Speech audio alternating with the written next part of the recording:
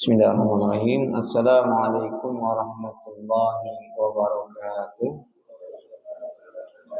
Alhamdulillahi rabbil alamin wa bihi nasta'inu ala umuri dunya waddin. Wassalatu wassalamu ala Rasulillah sayyidina wa maulana Muhammadin wa ala alihi wa sahbihi ajma'in. Rabbi shrah li sadri wa yassir li amri wahlul 'uqdatam min lisani yafqahu qawli wasadid lisani wa hdi qalbi bihaqqi sayyidina Muhammadin sallallahu alaihi wasallam. Subhanaka la ilma lana illa ma 'allamtana innaka antal alimul hakim. Amma ba'du. Alhamdulillah, puji syukur kepada Allah Subhanahu wa taala yang mana Allah masih memberikan kita kesempatan, ketaatan, kesehatan hingga kita bisa hadir dalam masjid yang penuh keberkahan ini, yaitu Baitullah, rumahnya Allah. Yang belum niat i'tikaf, niatkan i'tikaf di dalam hati. Ya Allah, sengaja aku sunnah niat i'tikaf di dalam masjid. Ini ada nilai tambahan. Sudahlah duduk, dihitung pahala, tambah ngaji. Jadi pahalanya luar biasa. Niatkan dalam hati, ya Allah, aku niat sunnah i'tikaf. Bahkan ulama mengatakan, ketika di majelis ilmu seperti ini, perbanyak doa. Jadi kalau kita pergi ngajar, doa ketika majelis ini cukup dalam hati. Ya Allah, kabulkan hajat-hajatku ya Allah, berkahnya majelis Rasulullah. Ya Allah, angkat penyakitku ya Allah, berkahnya aku duduk di majelis. Jadi rugi kita pahalanya sekadar duduk, tapi kita tidak berniat amal saleh. Jadi duduknya kita di sini, perbanyaklah doa di dalam hati kita. Insyaallah kita lanjutkan kajian fikih, masih pembahasan perkara-perkara bersuci. Insyaallah kita bahas tentang nawaqidul wudu'i arba'at, hal-hal yang membatalkan wudu. Kemarin tentang makruh wudu, kalau yang fardu wudu sudah di awal kita jelaskan. Terakhir kita bahas kemarin pembahasan tentang khusufain, sholat bersuci orang yang dalam keadaan memakai sepatu. Boleh dia tidak melepaskan sepatunya ketika dia dalam keadaan mau berwudu, dengan syarat sepatunya harus tidak masuk oleh air, sepatu kulit sampai mata kaki, dan dia pakai dalam keadaan berwudu bersuci. Ketika dia batal wudu, boleh dia tidak buka sepatunya, cukup dia basuh bagian atasnya. Kemarin kita sudah bahas, sedikit ulangi sedikit.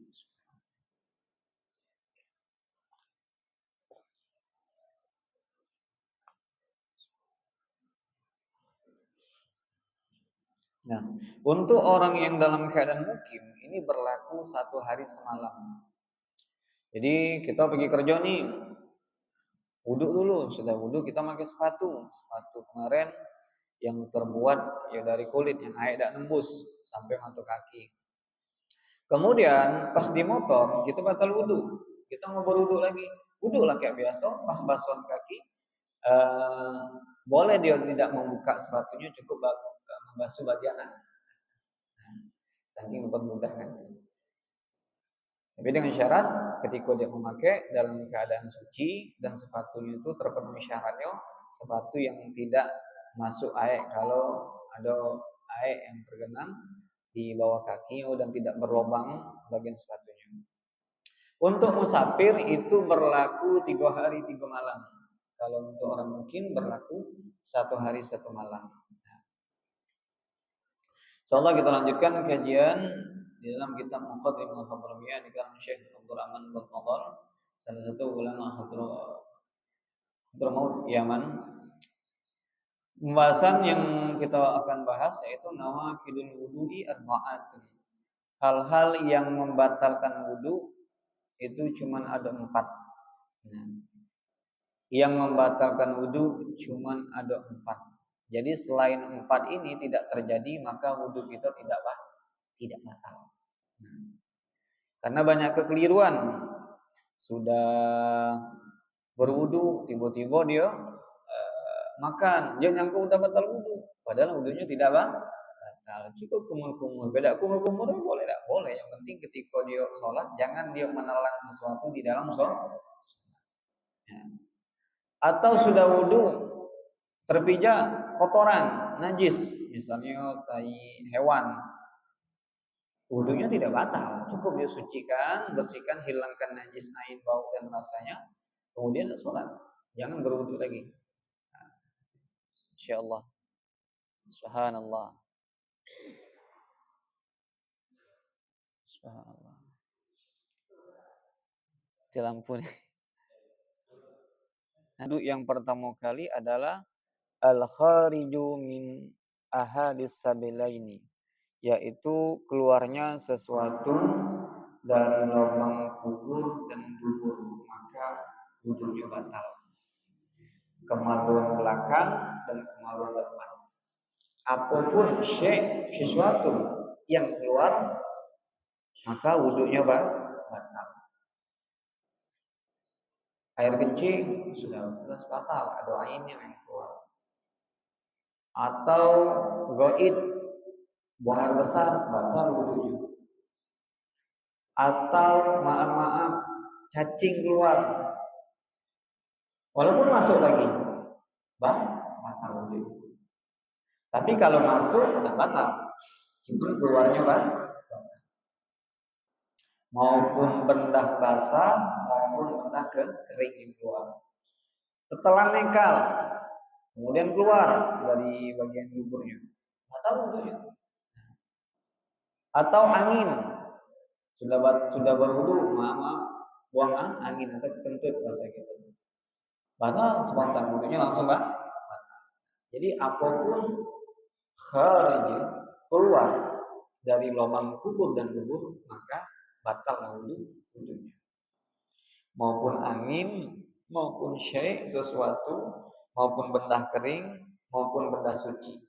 Atau yang keluar mutiara, tetap batal wudhu, karena adanya yang keluar dari sesuatu dari bagian lubang kubur dan dubur, batal wudhunya. Nah, bagaimana solusi? Jadi apapun yang keluar maka batal wudhunya. Ilal mani, kecuali mani, karena mani ini suci. Nah, kalau mani ini najis, kita kan terbuat dari air mani kaca, kita salaman, berarti najis. Kalau dia sudah wudhu, yang keluar mani, maka wudhunya tidak batal. Cuman wudhunya tidak berlaku. Tidak berlaku. Kenapa? Nak megang Quran tidak boleh. Sholat tidak bisa. Kenapa? Karena dia dalam keadaan hadas besar. Jadi tidak berlaku wudhunya. Memang tidak batal, cuman tidak berlaku wudhunya. Jadi solusinya mandi. Kemudian itu yang membatalkan wudhu yang pertama, keluarnya sesuatu dari lubang dubur dan kubur, apapun itu yang berbentuk maupun yang keluar itu angin, maka hukum sholat, hukum wudhunya batal. Kalau lagi sholat kemudian dia buang angin, otomatis sholatnya batal. Kenapa? Ada yang keluar dari sesuatu dari lubang dubur dan kubur. Kenapa? Alhasil wudhunya batal, otomatis sholatnya batal. Kalau di dalam kitab Taqrir itu dibahas bagaimana kalau ada orang dia lupa berwudhu, dia sholat. Lupa wudhu, dia sholat. Pas salam teringat, ya astagfirullahaladzim, aku lupa wudhu tadi. Nah, bagaimana solusinya? Sah tak sholatnya? Tidak sah sholatnya. Dapat pahala tak dia mengerjakan tadi? Dapat pahala, bukan pahala sholatnya, pahala zikirnya. Kan dia tadi kan baca Al-Fatihah, baca surah, subhanallah, kan zikir. Nah, dapat pahala doa-doa yang dibacanya ketika dia menggerakkan sholat tadi, tapi dia belum dikategorikan sholat karena dia tidak bersuci. Solusinya bagaimana? Wudhu lagi, ulangi sholat. Karena belum sholat. Karena miftahus sholat atau haro, kunci daripada sholat itu adalah bersuci. Jadi belum dikategorikan sholat. Dapat pahala enggak? Dapat pahala. Dia kan bukan sengaja. Maka dapat pahala zikirnya, bacaan Al-Fatihahnya, bacaan surahnya, zikirnya, subhanallah a'la bihamdi, dapat. Karena dia dalam keadaan lupa. Yang keliru lagi, dia sholat udah batal, lalu dia jadi imam.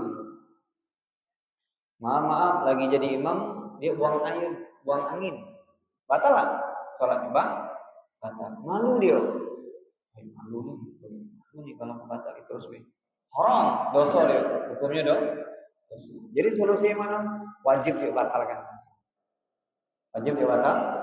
Ini ada pintu, kalau ada pintu cukup dia menghadap sini, menyalah-nyalahi orang yang lewat jalan ke sini, cukup ke sini minta jalan. Oke, ini dibuka, geser. Jangan keliling ke sini. Yang imam kalau mau maju, tidak mesti maju ke sini, cukup dia maju selangkah deh. Syarat imam itu yang penting lebih maju tumitnya sedikit daripada tumitnya cukup maju selangkah deh. Cukup. Bersini boleh juga. Yang penting jangan bergerak 3 kali berturut-turut. 1 diam lagi. Baru 1 lagi. 1 diam lagi. Baru 1 lagi.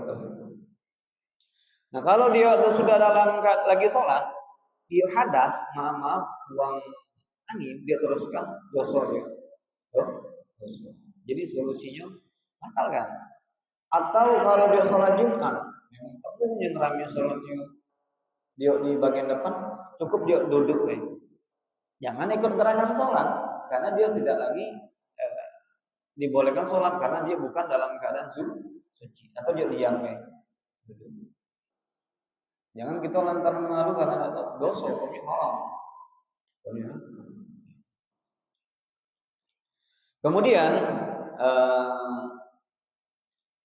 jadi itu yang pertama, keluarnya sesuatu dari lubang kubur dan kubur. Asani, nah sekarang masuk yang kedua, yang membatalkan wudu yang kedua adalah zawalul akli, hilangnya akal. Hilangnya akal ini banyak definisinya. Bijununi, nauzubillah, gila. Ada orang sadar sudah wudu, atau dia memang ada penyakit, nauzubillah, jadi gila dia, walaupun 5 menit, walaupun 2 menit, berarti akan hilang, batal wudunya. Nah, sholat wudu lagi, karena dia hilangnya akal. Au sukrin, mabuk, habis wudu dia minum sampai mabuk, otomatis kan akalnya hilang juga. Nah, mabuk, batal wudu. Solusinya bagaimana? Mau sholat, ambil wudu lagi, baru dia sholat. Nah, cuman orang yang di dalam hadis, orang yang minum homer itu, minuman keras itu, la tuqbalu sholat, sholatnya tidak diterima, arba'ina yauman, 40 hari sholatnya tidak diterima. Berarti tidak wajib sholat? Oh, tetap wajib, karena kewajiban sholat dia. Syariatnya dia tetap sholat, cuman amaliyahnya tidak diterima selama 40 hari. Kalau di dalam Islam, hukum itu di dalam syariat Islam, di pemerintahan Islam dicambuk sebanyak 80 kan? Nah, orang minum khamar itu sholatnya tidak diterima selama 40 hari dan tetap wajib sholat. Yang keliru, cuma sholat kan tidak terima juga. Oh, tambah dosanya besar. Dosa meninggalkan sholat tidak diterima, ini pahalanya tidak diterima. Cuma dia tetap wajib sholat. Ini kadang keliru di hadis itu. Sholat, tambah besar dosanya. Maksiat yang paling terbesar itu adalah tarkus sholat di amdan, meninggalkan sholat dengan sengaja. Iblis itu dibuang dari surga, dikeluarkan. Dia cuma tidak mau sujud kepada Nabi Adam. Kalau orang tidak mau sholat, tidak mau sujud, itu dosanya lebih besar daripada iblis. Kenapa? Dia tidak mau sujud sama sang pencipta, yaitu Allah. Allah. Sedangkan iblis cuma tetap sujud sama Allah, cuma dia tidak mau sujud kepada Nabi.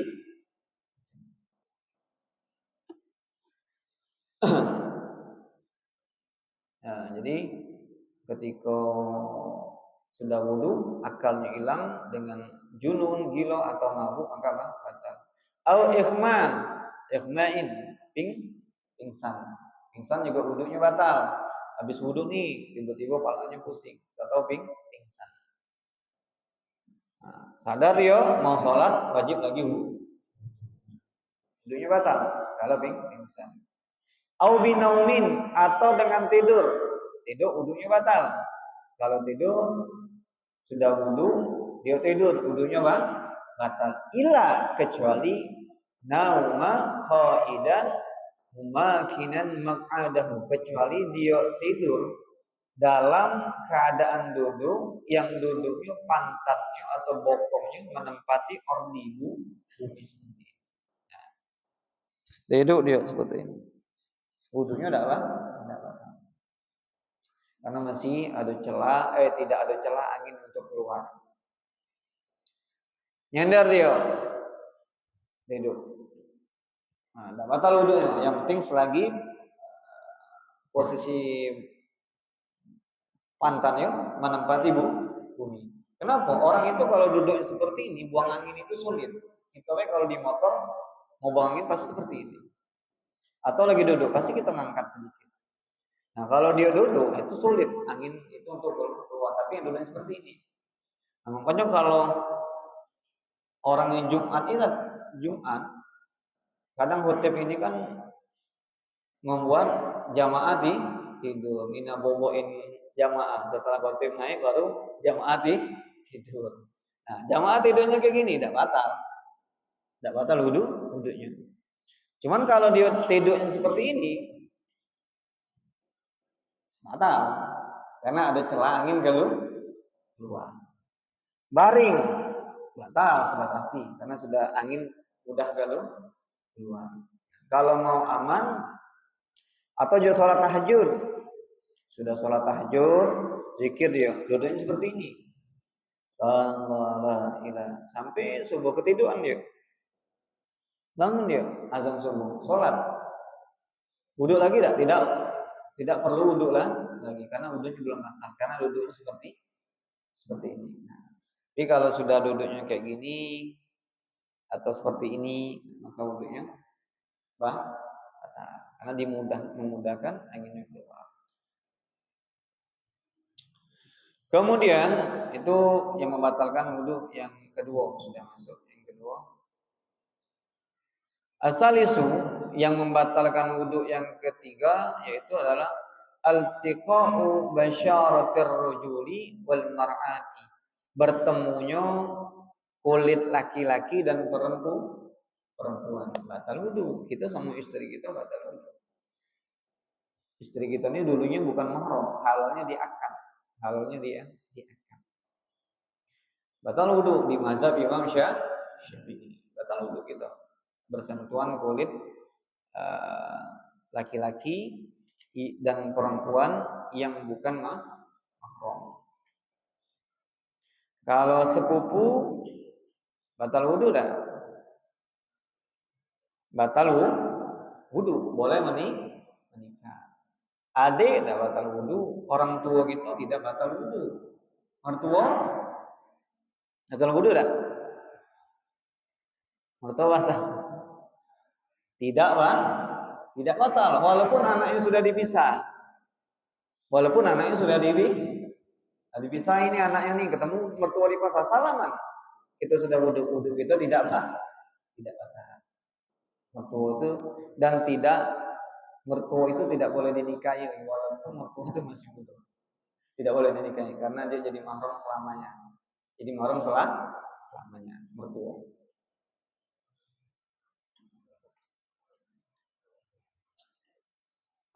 Bibi batal wudhu dah. Bibi, kalau bibi yang nikah sama paman kita punya berarti kita punya orang tua kita punya kakak atau adik laki-laki, berarti paman. paman. Paman ini punya istri, kita manggilnya bibi juga. Batal wudu kah? Batal karena boleh menikah dengan syarat dipisahkan dulu. Paman tadi dia memisahkan, boleh kita nikahi. Batal wudu. Kalau bibi langsung dari orang tua kita, tidak ada batal. Yang batal itu bibi bawaan dari paman. Kita punya paman itu menikah sama perempuan, kita kan manggil bibi juga nih. Nah.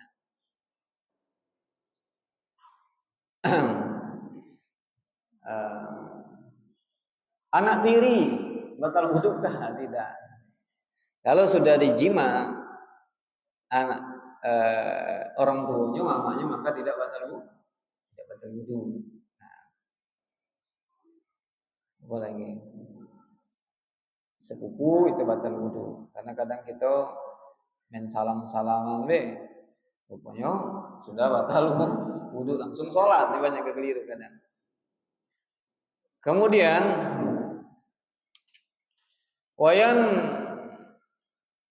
wayan tabidul lamasy wal malamus, dan menyentuh bagian kulit, bertemu kulit maka batal wudu. Tapi kalau ada hail itu seperti pemisah atau batasan. Istri kita pakai baju yang sangat tipis, yang kulitnya sampai nampak, kita sentuh batal lah, kita sudah tidak batal walaupun terasa, karena dia ada pembatas, walaupun nampak terawang tapi tidak batal. Kemudian wala yang kudu sogiran atau sogiratun la yustaha. Kalau anak kecil tidak batal wudu. Ada perempuan nih, anak kecil yang umurnya masih 3 tahun, kan bukan mahram gitu anak orang, tidak batal wudu karena masih kecil. Kalau sudah anak umur 8 tahun, kalau perempuan itu kan kadang sudah pertumbuhan badannya udah besar nih, udah besar, kabira ini. Nah, walaupun kita mandangnya tidak syahwat, tapi orang mandangnya sudah kayak perempuan biasa, perempuan dewasa, maka batal wudu. Anak SD itu kan kadang yang perempuan itu kan badannya tumbuhnya sudah mulai kayak dewasa, seperti orang dewasa. Yang kekeliruan itu kadang guru ngaji salaman sama santri dia yang udah kelas 1 SMP, kelas 6 SD itu kan udah batal wudunya. Kadang langsung jadi imam. Nah, padahal wudunya sudah batal. Tapi saya memandangnya biasa benar, tapi orang lain sudah memandangnya dengan pandangan perempuan dewasa. Nah, ini banyak kekeliruan, hati-hati. Kemudian wasya'run, menyentuh rambut tidak batal. Menyentuh rambut istri kita pegang rambutnya, batal lah wudu kita? Tidak batal. Yang batal itu menyentuh kulit, ketemu kulit. Nah, tapi rambut istri kita, rambut istri orang jangan, haram untuknya. Masalah pula ini. Nah, kemudian wasinun, subhanallah, masya Allah.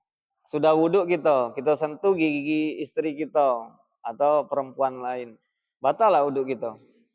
Tidak batal karena bukan kulit. Ingat definisinya, kulit ketemu kulit yang tidak ada pembatas. Kemudian wasyufurun, kuku termasuk kulit atau tidak? Kuku termasuk kulit atau tidak?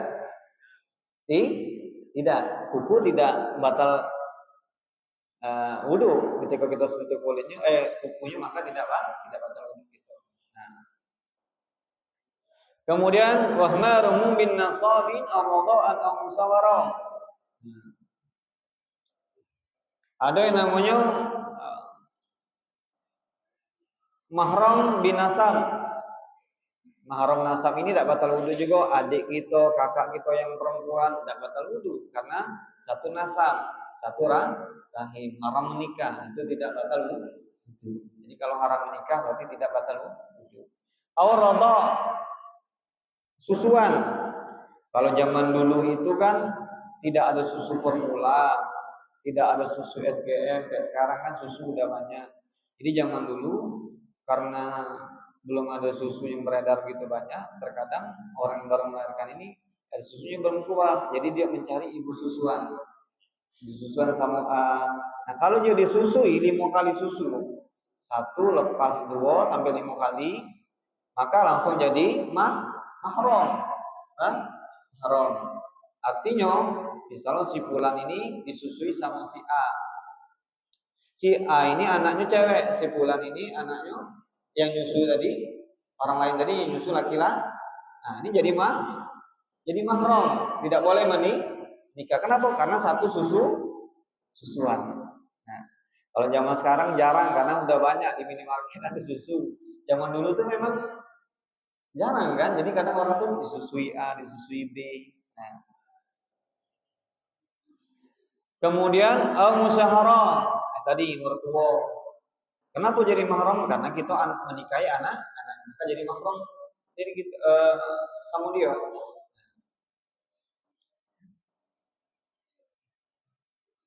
Kemudian, nah itu yang membatalkan wudhu yang ketiga, sudah masuk yang ketiga.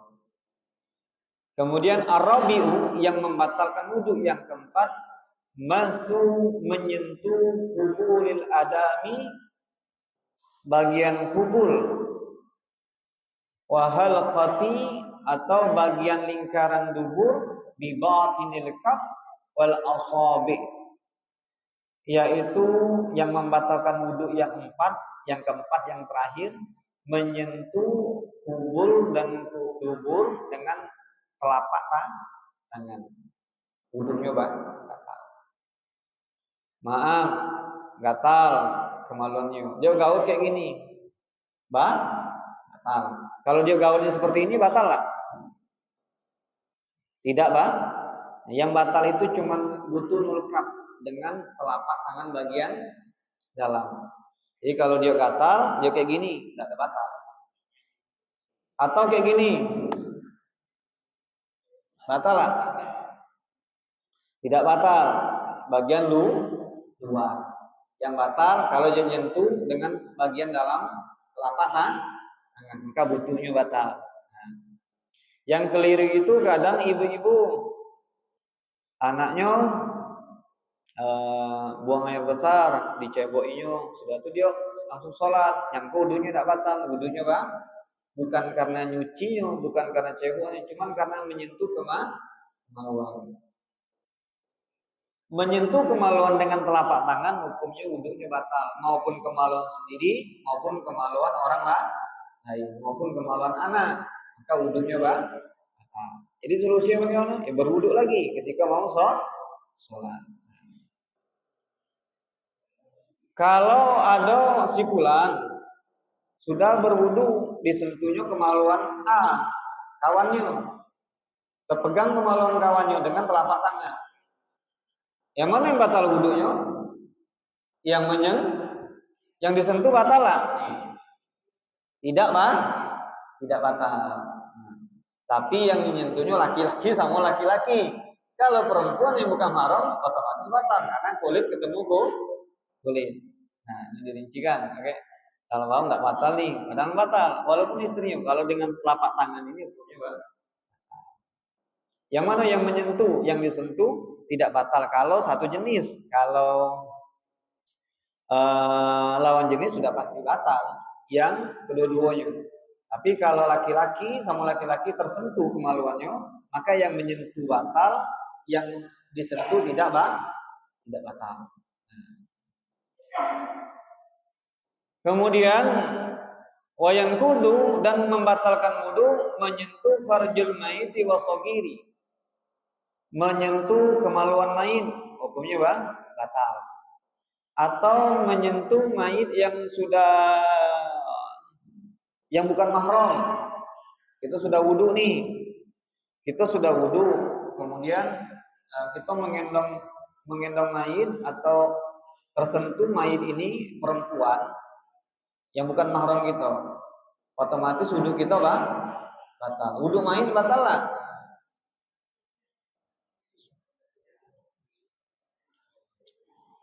Mayit tidak batal, jangan diwudui lagi.